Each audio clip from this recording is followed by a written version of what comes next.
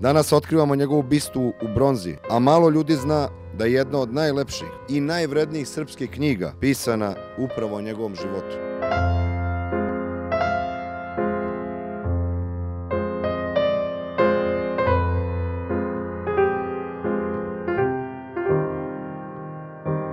Mnogo je datuma u istoriji ruskog i srpskog naroda koji zaslužuju divljenje, poštovanje pa i zahvalnost. Ali i mnogo ličnosti koje su uticale na približavanje naša dva naroda, na razvoj i približavanje naših kultura i vera. Mnogo je pripadnika ruskog naroda koji su postavili i ostavili snažan temelj, snažan pečat u razvoju našeg nacionalnog, nematerijalnog kulturnog nasleđa i koji ćemo se uvek sećati. Petar Aleksejević Romanov, car Petar Veliki, bio je velik ne samo za rusku istoriju i rusku državu, nego i za srpsku istoriju, i za Sremske Karlovac, i za Fruškogorske manastire, i za celokupni srpski narod.